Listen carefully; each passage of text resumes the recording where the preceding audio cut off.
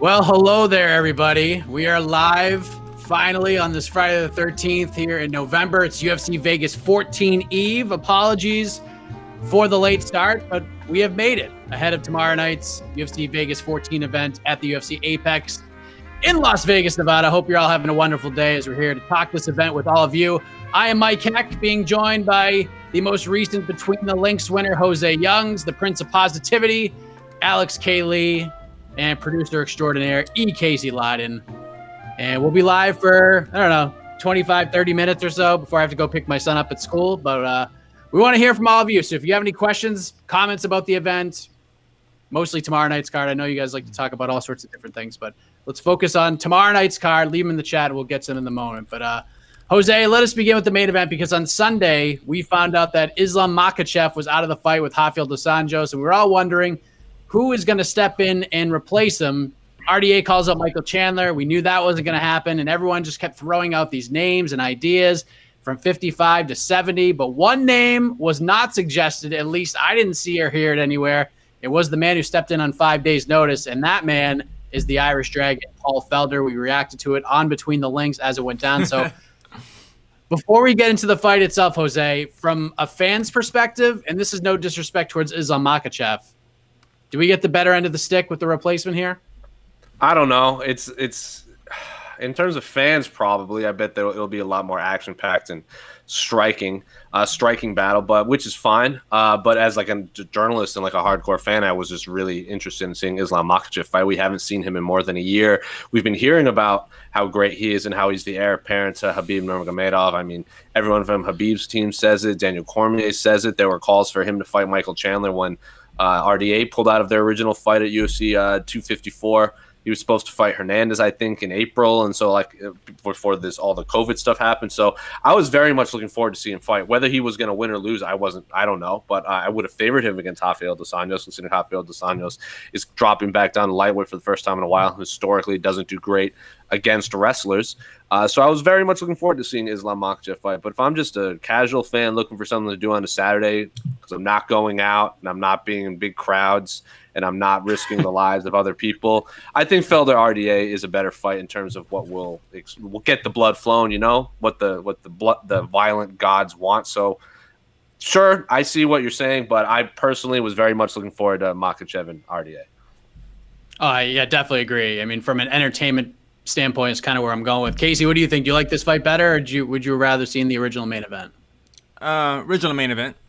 Yeah, of course. We want to see how good Makhachev is. Then this was the big test, main event. Lots of media on him. You know, the media will be focused on him. The next Khabib. Khabib might even been in his corner. I don't even know if he actually would have came down. We don't even know. I mean, that's you know. So, yeah, and the entire fight week would have been completely different with the storylines and everything. And this fight, yeah, it's cool, but it doesn't mean too much, because what if Felder gets his ass kicked? He's like, all right, he came on 2 hours notice, you know? And if Felder wins, is like, cool story, but he beat a guy that's, you know, way behind him in the rankings, so... I mean, I just think putting Felder in there just made so much sense. But I mean, I guess I can understand. Fun. I mean, it's fun, but in terms of storylines continually to move the lightweight division, no, that's different. I mean, it's because, you know, Paul is an interesting case because he wasn't exactly sure about his fighting future. He's been doing such a great job with the commentary, and I kind of disagree with the case. I think this is a very important fight for a number of reasons, and most importantly, short notice or not, 155 is very much up in the air right now. So the stakes, I guess, are pretty high here. So, AK, when you look at the matchup, the X's and O's of it all, RDA's first fight at 55 since he lost to Tony Ferguson like 4 years ago. Felder's coming back after that incredible fight with Dan Hooker. What do you think this one from like a stylistic perspective?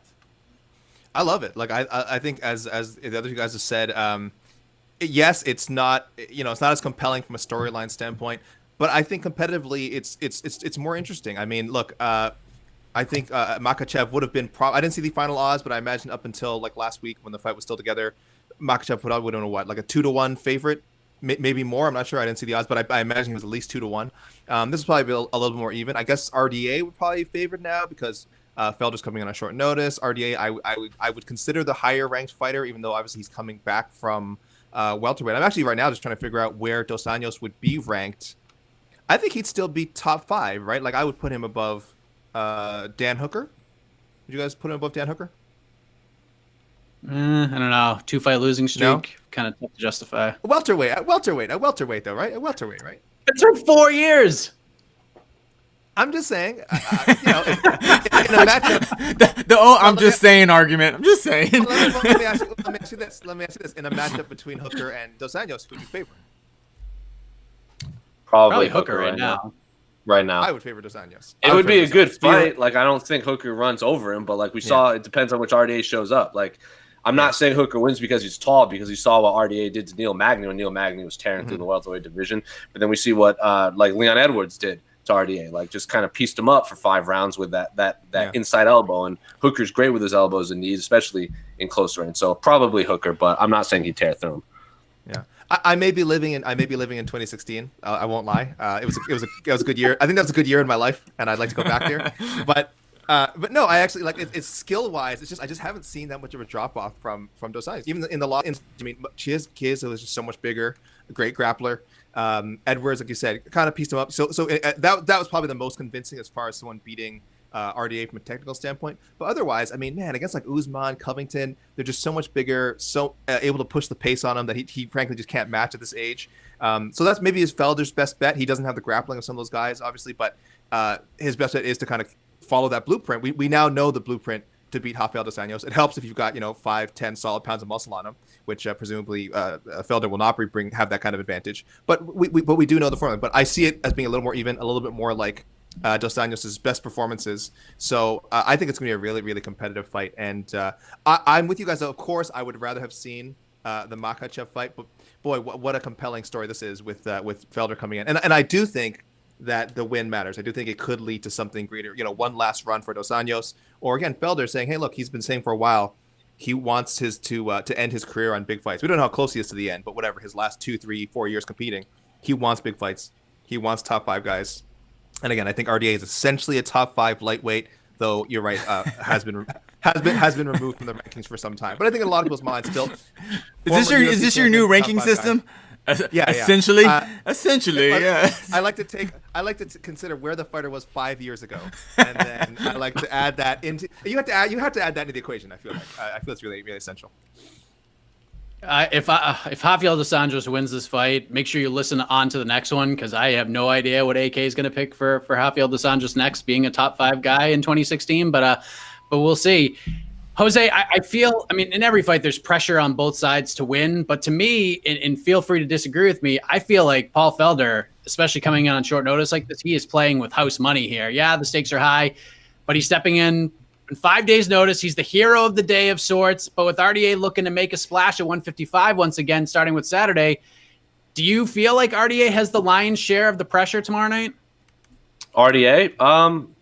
Probably. I'm not saying he has an enormous amount of pressure to go in there and win, because considering he was preparing for Dagestani wrestler and now he's fighting a kickboxing specialist from Philadelphia. So I give him a little bit of what I don't know what I'm looking for, but I give him benefit of the doubt considering he's just training for a completely different opponent, 5 days notice in a new weight class. Felder wasn't even remotely he wasn't preparing for a fight either. So obviously Felder, if he loses, I think if he goes out there and loses in about 30 seconds, it's not going to be like, oh, well, he wasn't preparing for a fight. Like, no, you lost in 30 seconds. I'm not saying he's going to. I just think it depends on how he's going to win or he's going to lose. If RDA goes out there and crushes him in 30 seconds, people just say, yeah, that's what he was supposed to do, and he moves on from there. If Felder loses in 30 seconds, he himself said, maybe I shouldn't be fighting, because if I'm losing to RDA this badly, I shouldn't be fighting for the title. So it might be the last time we ever see Paul Felder fight inside the octagon. So I think it's a little bit of a different sort of pressure in terms of rankings. It might just be Paul Felder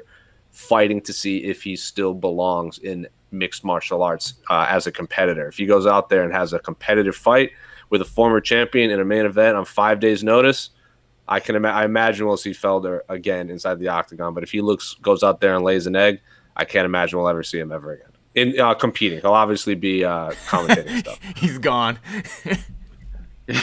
Yeah, he'll be behind the mic at least, but right. But we'll see. Big opportunities could come.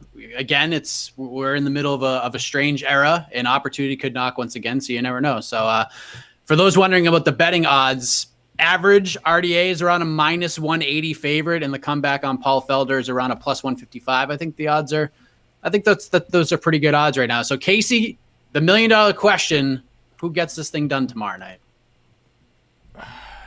Since I think for the average fan base, the happy ending would be Paul Felder winning with some hellacious like elbows from ground and pound. But we're gonna see a 5-round snoozer of Dos Anjos out wrestling Felder. That's how 2020 is. That's what we're gonna see. Wow. The positivity. We're gonna see RDA giving a Pettis-like performance when he beat the Pettis. That's my prediction. Unfortunately. Jose Youngs, what do you think? Yeah, I think it's going to come down to I don't know if Paul Felder gets finished, and if he does, I think it's going to be similar to the Kevin Lee fight where he, like, RDA just kind of took him down and, like, squeezed him to death. So if there is a finish, I think it'll be RDA kind of clipping Felder and then finishing with the submission on the ground, probably an arm choke, arm triangle, whatever you want, whatever sort of submission. But I do favor RDA. He's actually was in a full camp. Mm-hmm. I know I said it's not, he's training for a different opponent, but I think when he got the Islam Makhachev fight, I felt kind of bad because, like, they're not giving RDA any easy fights like Usman, Covington, Makhachev. Like, they're getting all of these. He's getting all these wrestlers, and they're kind of using them to propel them moving forward. And now he gets another wrestler at Islam Makhachev, and originally going to be 3 rounds, and then it got moved to 5 rounds, so he had to change the training camp. He also had to pull out of their first fight because he wasn't healthy, and now he gets Paul Felder, which I imagine if he's more than comfortable fighting a kickboxer on the feet. So I'm going to favor RDA. Just he's actually been in camp for a fight this whole time. AK? Yeah, I think I don't know if you can beat a guy like Rafael dos Anjos without a full camp. I mean, he is just such a well-rounded, brilliant tactical fighter. Not to take anything away from the guys Felder has fought recently: Dan Hooker, Edson Barbosa, James Vick. But I think they're a little bit easier to figure out than Dos Anjos. I think a little less versatile, at least as far as, again, the grappling aspect, if you want to add that in. So I think fighting a guy like him on 5 days' notice, even though obviously Felder very familiar with Dos Anjos, being an analyst, he's studied probably as much film as anyone. But it's a really different thing to actually step in there and have to beat him, not having prepared for him for more than 5 days. I mean, it just sounds crazy to me. And skill-wise, as I mentioned before, I just don't think RDA has lost that much. So unless people think that Felder is he has great conditioning, obviously, even on short notice, he was preparing for a triathlon. Unless they think he's going to be able to, again, push that pace and really, really overwhelm Dos Anjos, which I just don't think, I don't think it's possible. I don't even know if that's possible at lightweight for Dos Anjos. I think I'm just too high on him. I just think he's more well-rounded. I think he's better technically. I think he can mix in the grappling, as has been mentioned, when he needs to, if he needs to get out of trouble, should the striking not go his way. So I'm definitely leaning favorably towards Dos Anjos. I was a little surprised by, you said -185, so almost 2-1 favorite. But again, I'm pretty confident about it as well. So I guess how much he's favored shouldn't be that surprising. Yeah, I mean, from a betting perspective, there's a lot of value on Paul Felder, in my opinion, plus the fact he's coming in with less pressure that kind of enhances him. But I mean, listen, I'm not the technical breakdown guy. I make my picks based on my gut, and my guts hasn't really failed me that often. So my gut is telling me RDA wins a decision. I think this is going to be a much more competitive fight than others may think. But I feel like RDA gets it done here. My pick may change tomorrow when I make my official picks for the MMA fighting staff to see, but as of right now, that's what I'm going with. But 2 questions real quick. How did RDA look at the weigh-ins? I know he made weight, but did he look good? Did anyone know? I didn't see anything. I didn't hear. Yeah. Everything looked fine? Yeah, I mean, I wasn't concerned. Yeah, everything looked fine. Everything looked fine? No. And he used that extra pound wisely. And and the bigger question is, why did he shave off his mustache? Are you taking that personally? I mean, it was mustache versus mustache. I mean, that was the reason why Dana made this fight happen. It had nothing to do with Paul Felder. We need a mustache versus mustache fight. I think it's in the UFC contract somewhere. No, not just that case. This is grounds for a class lawsuit because that Felder at both men gloriously mustachioed on it. So anyone who's buying, who's tuning into the show now, see, it's like, whoa, I saw a poster with two guys with mustaches on it, and then Wolf so, tickets. Big Didn't yeah, selling he wolf not? tickets. He didn't have a mustache at media day. Yeah, RDA. He shaved it off. Like I don't know. Like, Oh, I don't know. still, poster, but the poster. the poster. Yeah. I'm looking at the The poster poster, right that's now. false advertising. I know. I've been telling all my That's friends false about it, advertising. and then I see the media day and it's gone. I'm like, I look like a fool here. So I'm just saying. AJ Gamble said he might have shaved it to make weight. Maybe that was Maybe, pretty yeah, thick mustache. That might have been an ounce or two. He came in 156 on the dot, and that caterpillar looked like it weighed maybe an ounce or two. So He doesn't believe in Movember. Is this? Yeah. So that is the main event: stash versus no stash. Co-main event: Abdul Razak Al Hassan. He missed weight once again. He missed by 1.5 pounds. 20% of his purse goes to Chaos Williams. Not the biggest name Kona main event ever, but in terms of finishing abilities and the power that both these guys possess, should be super entertaining. Main card rounds out strawweight young prospects Kay Hansen and the debuting Corey McKenna. Antonio Ahoyo takes on your boy Eric Anders. He also missed weight by 1.5 pounds. 20% of his purse goes to Ahoyo. That's going to kick off the main card. And man, you got to feel for Julian Marquez. It was supposed to be his first fight since July of 2018 after suffering a gnarly arm injury in his split decision loss to Alessio Di Chirico. He was scheduled to fight Saperbeg Safarov, who desperately needed a win here. 1-3 in the UFC. Super tough guy, but he was forced out of the fight with weight cutting issues. I wonder if that's going to be it for Mr. Safarov, but hopefully Julian can get rebooked a la Brendan Allen. There was one more hiccup on the scale. Louis Smolka also missed weight by 3 pounds ahead of his fight against Jose Quinones. 20% of his purse will be gone as well. And That was the a feature bantamweight. prelim. I'm sorry, that was a bantamweight, correct? Yeah. Wow. 30, yeah, I know. 139 he weighed in. Sorry. And then featured prelim. Hopefully this gets bumped to the main card. Brendan Allen and Sean Strickland, those guys like I think the it already top. has. I think it already has did? been bumped up. I like Okay, before. good. That should be on the main card. I think they were going to do a 6-fight main card, and then the fight gods reminded us that 6-fight main cards are stupid. And then unfortunately, Julian Marquez and Safarov had to pay the price. Because I think they did. I think yesterday, they bumped up. Turn your microwave off. Turn your microwave off, AK. AK. AK died. AK. Oh. Now I he's shouldn't have warmed up that reflecting. burrito. Are we doing this Hello? again, AK? Is this? Aw. Oh. Emo AK. Friday I'm- reflection. AK, what's going on? Are you still there? Am I back? Your Am I voice, back? your audio The is audio's back. there. While we await AK's picture to No. fix. If you guys are looking for something to watch, listen. By the way, if you're looking for something to watch that is just going to hit you right in the feels, go to Brian Butler, manager of Paul Felder. Go to his Instagram page and watch the video he posted of Paul Felder talking to, I believe, the UFC, doing his pre-fight interview stuff. Man, that clip will hit you right in the feels. I'm not going to spoil it. I want you guys to go watch it. But Casey, we got a few minutes. Let's go to the questions, see what the peeps have to say. Okie dokie. Do.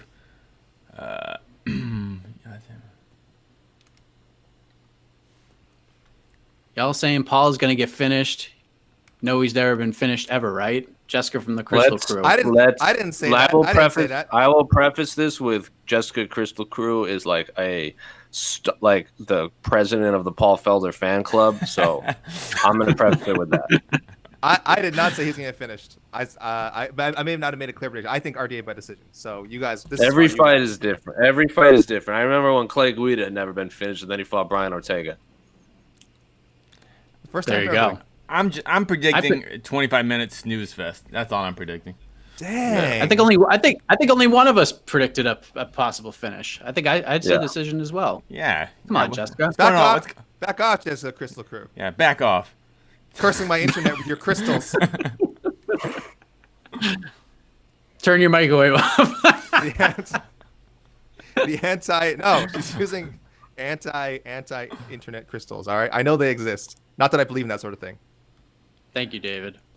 So yeah, we got lots of no questions about tonight's card. Like we're just. I mean, I saw a tomorrow few. night's I saw a few. I saw a few. At the All There right, were all right. several. card. Okay, here we go. Okay. Yeah. Which fight Oh. outside of the main event is the most significant to their division? AK, what do you think? I have mine, but I'll let you go first. I mean, it's gotta be. I know it's having a catch weight. Brendan Allen and Sean Strickland, right? Nope. That's mine too. No, that's what I would say for sure. I mean, maybe less so for Strickland, because Strickland, I still feel like might want to drop back down to 170. Though he looks great at 185, and he doesn't look small at all. So if he wants to stay at 185, I think that would work really well for him. He's unbeaten in that weight class in the UFC. So, but yeah, Allen would go to 4-0. He's got to win over Kevin Holland. So I mean, that guy's legitimately a top 10 guy waiting to happen. So probably, considering there's slim pickings on this card as far as divisional implications, I guess you have to go Brendan Allen, Sean Strickland. Catch weights matter, Dana White. I'm going with the UFC. Well, let me guess. I bet Casey know it. picks the Kate Hansen fight. No, Murata. No, he's not picking Wow. that fight. Murata. I knew he was picking Murata. Murata's freaking awesome. Yeah, that was gonna be my next one. I was literally going. I was like, Casey always talks about how if you're on the main card, it makes you get a bonus. He also talks about undefeated female prospects. So main card, undefeated female prospect. I figured he was going Kate Hansen. Hansen ain't undefeated. I don't know. I don't know anything about In Corey the McKenna. UFC. Though. Oh, in the UFC. In the UFC. I know nothing about Corey McKenna. Do you know anything about her? I don't know. She I think this is one of, if you combine their ages, they're the same age as you are right now. They are. I think it's the fifth or fourth youngest combined age in a fight in UFC It is history. Jose, I sensed that this would come up. It is the sixth youngest fight Sixth, in UFC there you history. Our buddy Errol Hawani tweeted this out per ESPN Stats and Info. There you Sixth go. youngest fight, both 21 years old. Sixth youngest fight at a combined 42 years and 99 days. The youngest fight, Naoki Inoue versus Carlos John de Tomas. They were both 20 years Inoue, old when they fought. Yeah. What do you say? Interesting.